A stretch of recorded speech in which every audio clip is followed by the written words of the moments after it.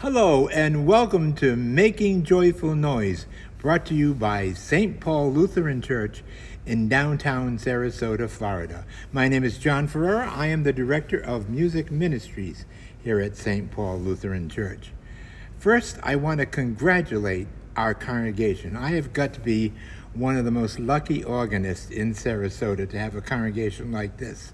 I talked about the hymn we were doing last week that had something like 9, 10, or 11 commas in one verse, and how you have to breathe how the organist has to breathe with the congregation.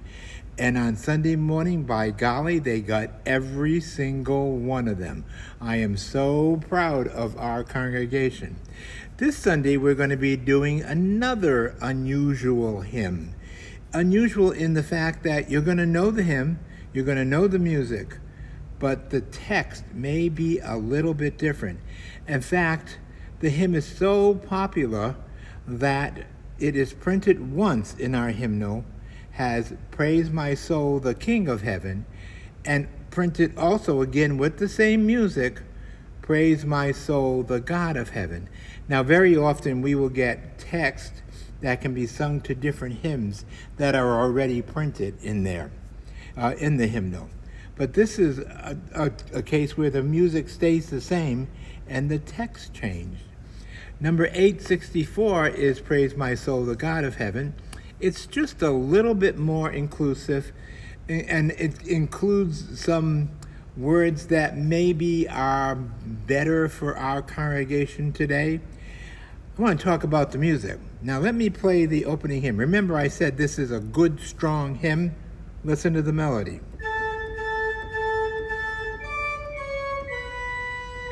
Right off the bat, you're going to say, good, strong melody. I heard one note repeated 4 times. You did. But what is under it, is what makes it strong. Remember this?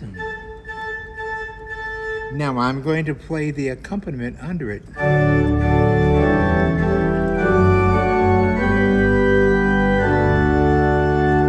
Praise my soul, the King of heaven. You can hear how that is being pushed and driven by that accompaniment.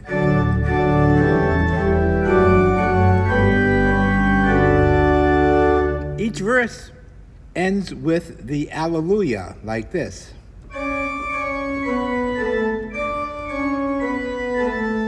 And so we sing at the end of every verse, Alleluia, Alleluia.